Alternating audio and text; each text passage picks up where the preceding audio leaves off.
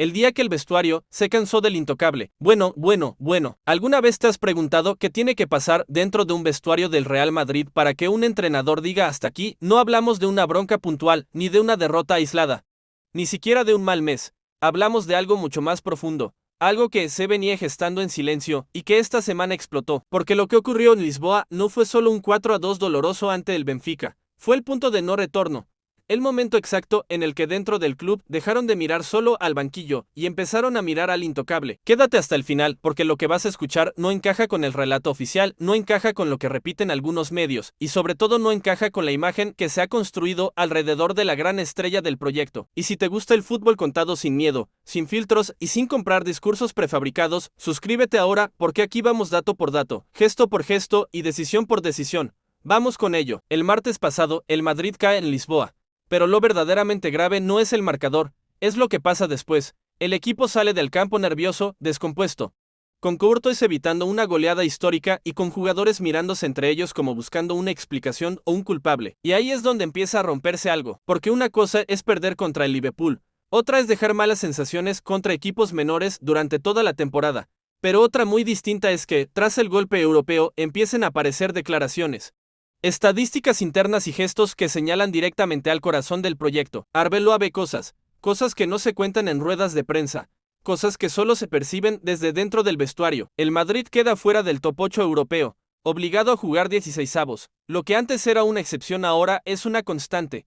Supercopa perdida contra el Barça, Copa del Rey fuera en semifinales, Liga irregular a trompicones, y Europa, que siempre era el refugio, ahora también tiembla. Y entonces Serge la pregunta que nadie se atrevía a hacer en voz alta: ¿de verdad este modelo funciona? ¿La llegada de la estrella ha mejorado al equipo o lo ha roto por dentro? Y justo cuando esa duda empieza a recorrer Valdebebas, aparece una voz que lo cambia todo. Petja Mijatovic, leyenda del madridismo, exjugador, exdirectivo, una voz que no habla por hablar. Y en el larguero suelta una frase que cae como una bomba nuclear. Al Madrid no le falta un goleador.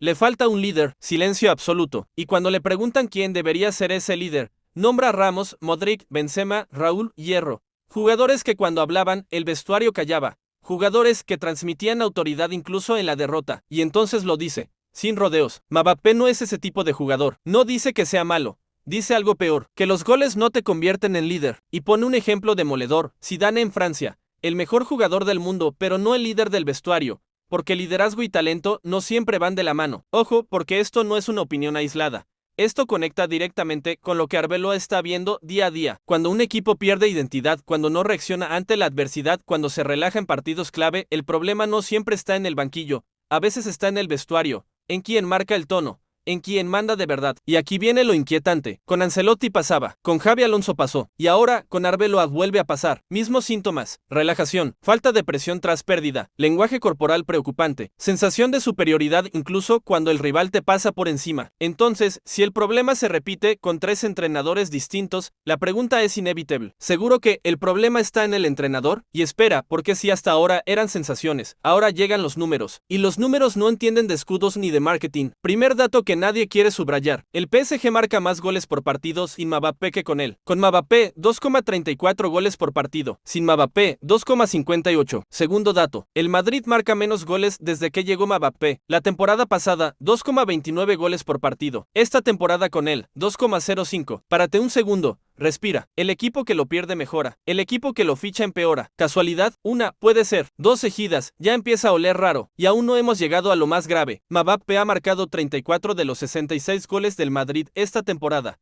Más del 50%. Y esto, aunque suene espectacular, es un problema enorme, porque significa dependencia absoluta. Significa que si él no marca, el equipo se apaga. Significa que todo el sistema gira alrededor de que él esté cómodo. El resultado: Vinicius fuera de su mejor zona, Bellingham más lejos del área, Rodrigo sin espacios, 11 jugadores condicionados por uno. Y aquí es donde Arbeloa empieza a tomar notas.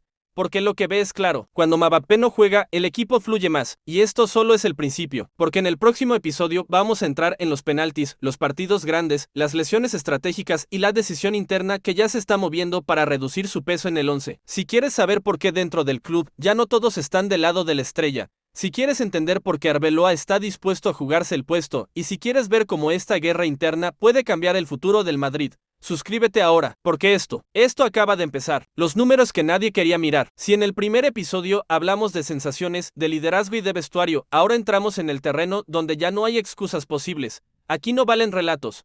No valen simpatías ni nombres propios. Aquí mandan los números, y cuando Arbeloa se sienta con su cuerpo técnico a analizar la temporada, lo que aparece en la pantalla cambia por completo la conversación, porque una cosa es marcar muchos goles, y otra muy distinta es cuándo, cómo y contra quién los marcas, y ahí es donde Mbappé empieza a quedar retratado. Vamos por partes. Champions League, el escenario grande, el lugar donde se supone que las estrellas se convierten en leyendas. Mbappé acaba la fase como máximo goleador, titular perfecto, portadas aseguradas, pero Arbeloa no se queda en el total, baja el cursor.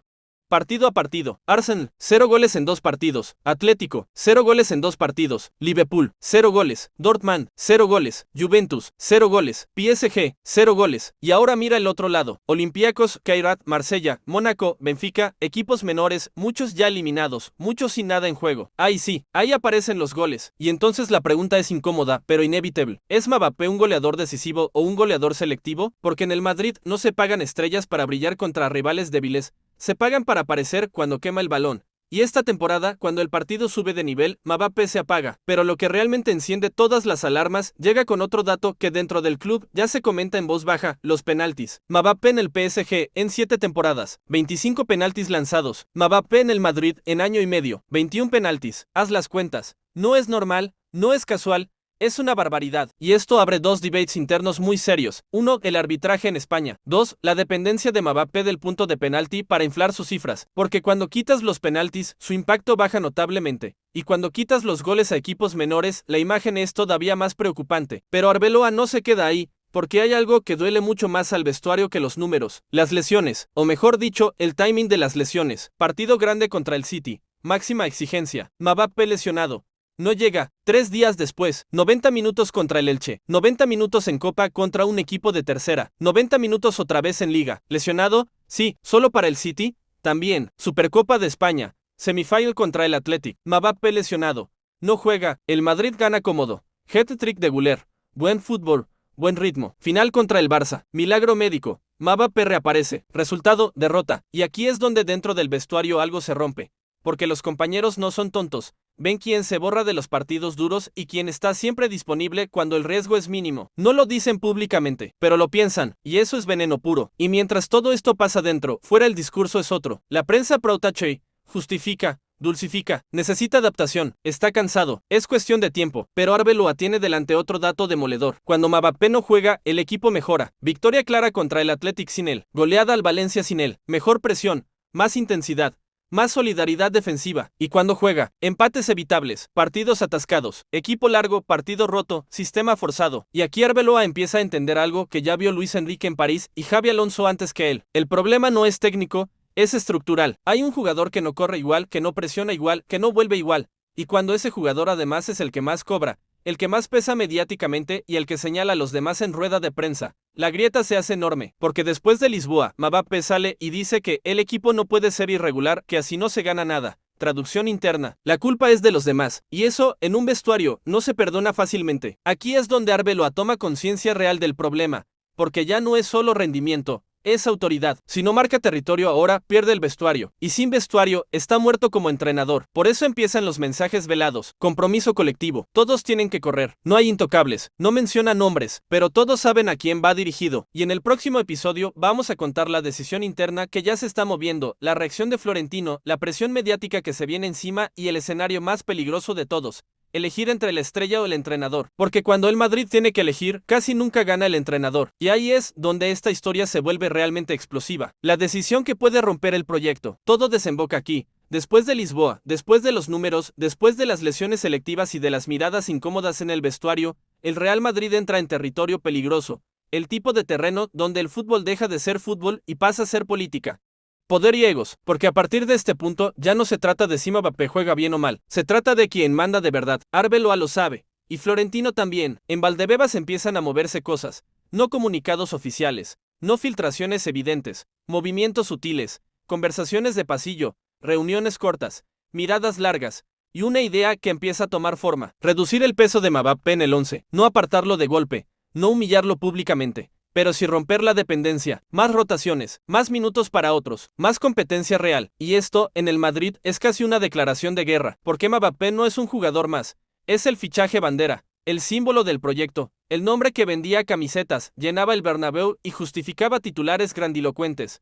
Tocarlos es reconocer un error, y eso para Florentino Pérez es casi peor que perder títulos, pero el problema es que los datos ya no se pueden esconder. El PSG juega mejor sin él, el Madrid rinde peor con él, el vestuario empieza a alinearse con el entrenador, y la sensación de injusticia interna crece cuando el que menos corre es el que más señala. Arbeloa entiende algo clave: si Pau tachea a Mbappé, pierde al vestuario; si Pau tachea al vestuario, se enfrenta a la estrella, y en el Madrid, históricamente, esa pelea siempre ha tenido un ganador. La prensa entra en escena, columnistas afines, tertulianos de confianza, empiezan a suavizar el discurso, a preparar el terreno, a instalar la idea de que el problema es el entrenador que no sabe gestionar estrellas, que le falta experiencia, el mismo guión de siempre, porque si Arbeloa cae, el relato se salva; si Arbeloa cae, Mbappé queda intacto; si Arbeloa cae, nadie tiene que asumir responsabilidades, pero esta vez hay algo distinto. Algo que no estaba antes. El vestuario no está dividido. Empieza a estar claramente inclinado. Jugadores que corren, presionan y se dejan el alma, no aceptan que el que más cobra se borre de los partidos grandes. No lo dicen en público,